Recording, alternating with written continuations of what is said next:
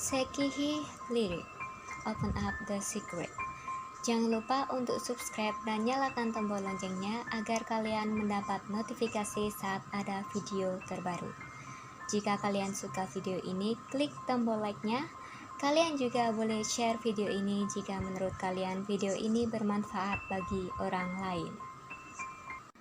Di sesi kali ini aku bakal menjelaskan tentang era Proterozoikum. Era ini merupakan era ketiga dari era pembentukan bumi. Proterozoikum diperkirakan terjadi sekitar 2,5 sampai 0,541 miliar tahun lalu. Proterozoikum merupakan era di mana oksigen mulai muncul di atmosfer bumi. Era Proterozoikum dibagi menjadi 3 sub-era. Yang pertama ada era Paleoproterozoikum, yang kedua ada era Mesoproterozoikum, dan yang ketiga ada era Neoproterozoikum. Era Paleoproterozoikum diperkirakan terjadi sekitar 2,5 sampai 1,6 miliar tahun lalu. Pada era ini, benua pertama kali stabil. Selama era ini, laju rotasi bumi menghasilkan 20 jam sehari, menyiratkan total 450 hari per tahun. Pada era ini terjadi peristiwa oksidasi besar yang menyebabkan sebagian besar makhluk hidup anaerobik mati karena oksigen bebas di atmosfer melonjak. Selama era ini, sabuk tabrakan benua-benua berskala global berkembang, menghasilkan superbenua bernama Columbia. Era Paleoproterozoikum dibagi lagi menjadi 4 sub-era. Yang pertama ada era Siderium, yang kedua ada era Triasium, yang ketiga ada era Orosirium, dan yang keempat ada era Staterium. Era Siderium diperkirakan terjadi sekitar 2,5 sampai 2,3 miliar tahun lalu. Pada era ini terjadi glasiasi Huronian karena disebabkan oleh bencana oksigen. Selanjutnya masuk ke era Triasium, diperkirakan terjadi sekitar 2,3 sampai 2,05 miliar tahun lalu. Kompleks beku Basfeld terjadi pada era ini. Kompleks beku Basfeld merupakan lapisan intrusi terbesar dalam gerak bumi. Selanjutnya masuk ke era Orosirium, diperkirakan terjadi sekitar 2,05 sampai 1,8 miliar tahun lalu. Pada awal periode sekitar 2,023 miliar tahun lalu, terjadi tabrakan asteroid besar yang menciptakan kawah Vredefort. Pada era ini, cekungan Sudbury terbentuk. Cekungan ini merupakan kawah astrogleam terbesar ketiga yang diketahui di bumi. Superbenua Columbia dibentuk pada akhir periode ini. Selanjutnya masuk ke era Staterium, diperkirakan terjadi sekitar 1,8 sampai 1,6 miliar tahun lalu.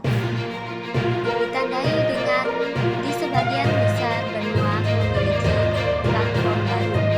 Tingkat oksigennya berkisar 10 sampai 20%. Selanjutnya masuk ke era Mesoproterozoikum, diperkirakan terjadi sekitar 1,6 sampai 1 miliar tahun lalu.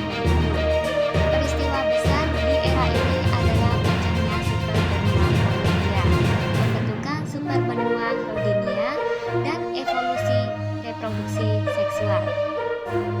Era ini juga ditandai dengan berkembangnya lempeng benua dan lempeng tektonik. Era Mesoproterozoikum dibagi menjadi 3 sub-era. Yang pertama ada era Kalimio, yang kedua ada era Ekstasium, dan yang ketiga ada era Stenium. Era Kalium diperkirakan terjadi sekitar 1,6 sampai 1,4 miliar tahun lalu. Pada era ini superbenua Columbia pecah. Sekitar 1,5 miliar tahun lalu superbenua Columbia mulai istirahat. Selanjutnya masuk ke era Ekstasium, diperkirakan terjadi sekitar 1,4 sampai 1,2 miliar tahun lalu. Terjadinya reproduksi seksual pertama kali terjadi di era ini. sekitar 1,2 miliar tahun lalu, yaitu filamen multiseluler jenis ganggang merah. Selanjutnya masuk ke era Stenium, diperkirakan terjadi sekitar 1,2 sampai 1 miliar tahun lalu.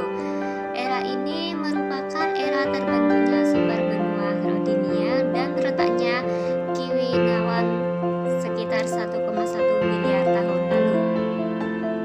Selanjutnya masuk ke era Neoproterozoikum, diperkirakan terjadi sekitar 1 sampai 0,541 miliar tahun lalu. Era Neoproterozoikum dibagi menjadi 3 sub-era. Yang pertama ada era Tonian, yang kedua ada era Cryogenian, yang ketiga ada era Ediacaran.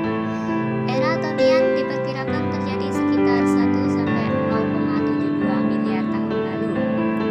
Di era ini terjadi retakan yang menyebabkan pecahnya sumber benua Rodinia mulai 900 sampai 850 juta tahun lalu.